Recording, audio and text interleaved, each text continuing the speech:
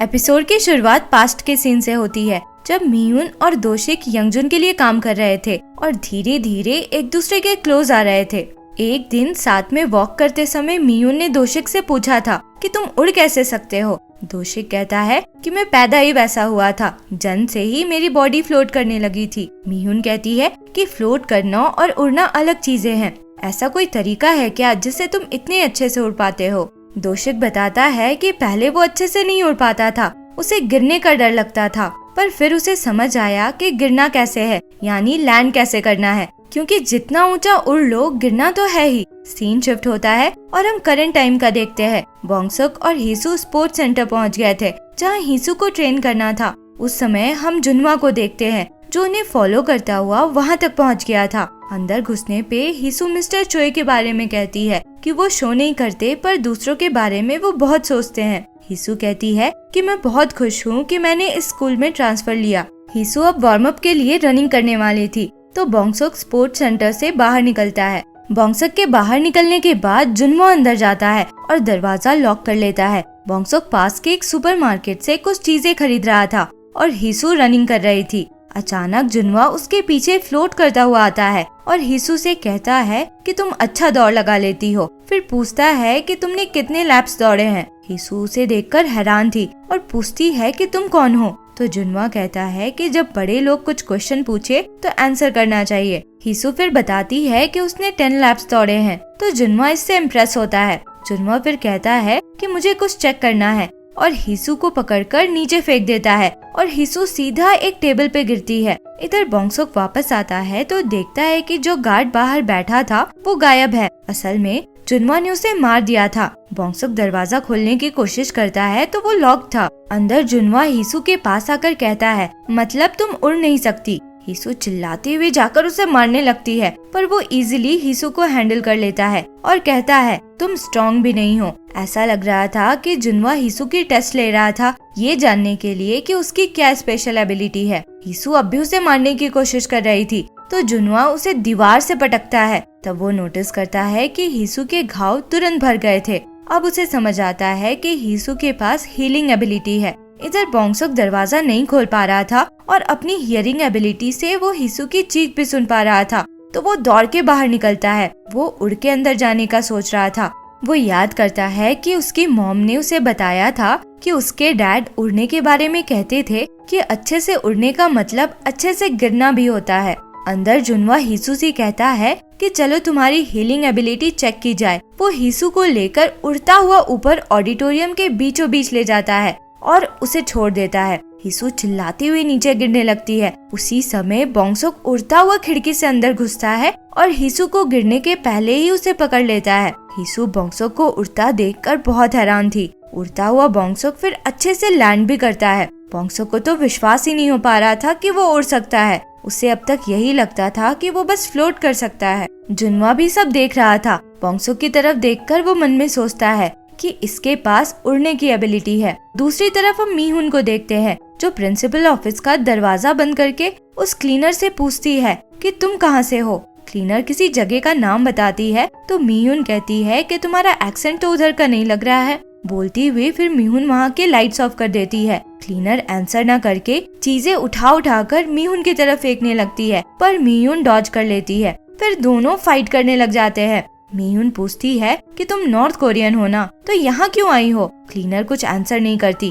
उस समय मीहुन को किसी के फुटस्टेप्स की आवाज सुनाई पड़ती है, जो उस तरफ ही आ रहा था। वो समझ जाती है कि ये क्लीनर अकेली नहीं है। वो एक बेस से क्लीनर के सर पे मारती है और खिड़की से कूदकर भाग निकलती है, पर मीहुन के फुटस्टेप्स जिस तरफ बने थे वो उधर न जाकर दूसरी तरफ छुपी हुई थी। तभी उस क्लीनर के पास जेहाक नाम का नॉर्थ कोरियन एजेंट आता है और बताता है कि वो स्पेशल स्किल डिवीजन का एजेंट है। क्लीनर उसे बताती है कि यहाँ एक सुपर ह्यूमन की माँ थी जो भाग निकली है और वो यहाँ फाइल्स ढूंढने आई थी। सुंगवुक की बॉडी देखकर रेहाक क्लीनर से पूछता है कि तुमने इसे क्यों मारा? तुम्हारा मिशन तो फाइल्स ढूंढना है ना? तो क्लीनर कहती है कि जो कोई भी इसमें इन्वॉल्व है उन्हें मारना भी मेरा मिशन है। मीहुन छुपी हुई उनकी सारी बातें सुन रही थी।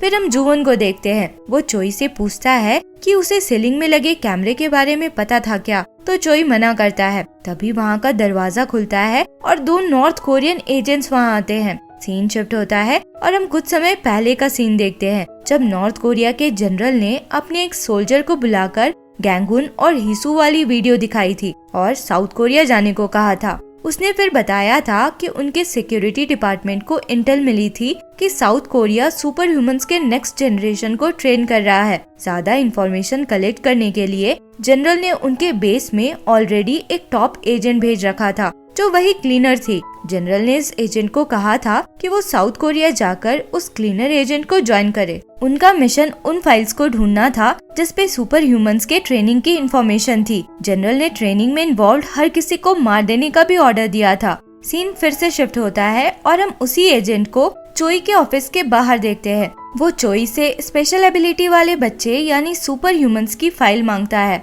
इधर प्रिंसिपल ऑफिस में क्लीनर कैमरे में मियून को ढूंढने की कोशिश कर रही थी, पर वो कहीं भी दिख नहीं रही थी। वो कहती है कि उसे तो मैं ढूंढ लूंगी और कैमरे में किसू की तरफ दिखाकर रेहाक से कहती है कि तुम उसे हैंडल करो। रेहाक पूछता है कि वो भी इन सब में इन्वॉल्व है क्या, तो क्लीनर कहती है कि स्कूल में अभी जो कोई भी है वो इन्वॉल्व ही है और हमें बस उन्हें मारना ही तो है। इस पे रेहाक कहता है कि नहीं, पहले हमें ये चेक करना चाहिए कि उनकी ट्रेनिंग कैसी हुई है। क्लीनर फिर नोटिस करती है कि एक कैमरे का पिक्चर अचानक से ब्लर हो गया था।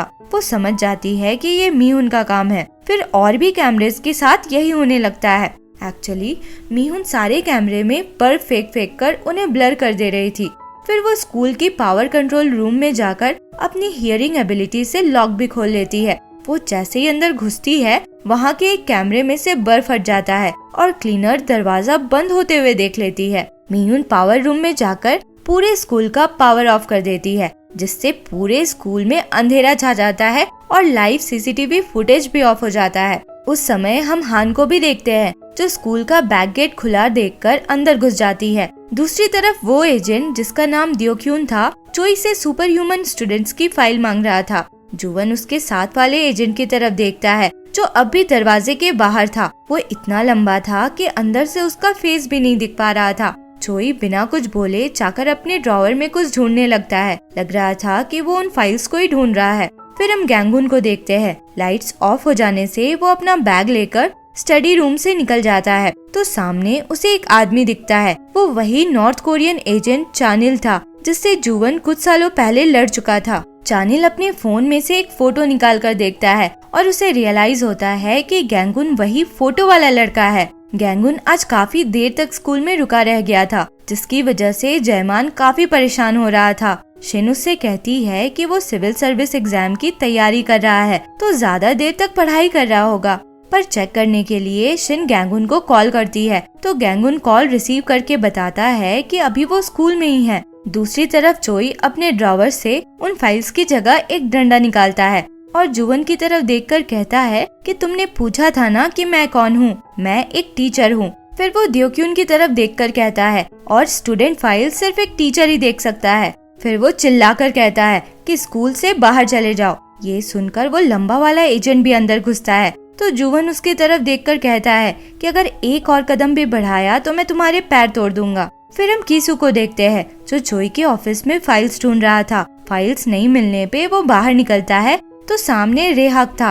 रेहाक पूछता है कि तुम अंदर फाइल्स ढूंढ रहे थे क्या, तो कीसू कहता है कि तुम्हें इससे क्या, और जाने लगता है। तो रेहाक उसका गला पकड़कर उसको रोक लेता है और पूछने लगता है कि तुम्हारी एबिलिटी क्या है। दूसरी तरफ गैंगुन अपनी मॉम के साथ फोन पे ही था, तो चानिल जंप करता हुआ उसकी तरफ आता है और उसे मारता है। गैंगुन के चिल्लाने की आवाज से उसकी मॉम डर जाती है और जयमान को कहने लगती है कि उसके साथ कुछ हुआ है। जयमान पूछता है कि वो कहाँ है, तो वो बताती है कि अभी भी वो स्कूल में है। यही सुनकर जयमान तुरंत दौड़ता हुआ स्कूल की तरफ जाने लगता है। इधर चोई के ऑफिस तक कीसू के चिल्लाने की आवाज आ रही थी। द्योक्यून कहता है कि तुम लोग हमें फाइल्स नहीं दे रहे हो, इसलिए हमारे पास और कोई चॉइस नहीं है। हमें एक एक करके सब पे टेस्ट करके चेक करना पड़ रहा है। चोई रास्ते में खड़े लंबे एजेंट को अपने डंडे से मारता है, पर उस पे कोई असर नहीं होता, तो जुवन आगे बढ़कर उसे मारने लग जाता है। फिर हम उस क्लीनर एजेंट को देखते हैं, जो पावर रूम पहुंचकर लाइट्स ऑन कर देती है।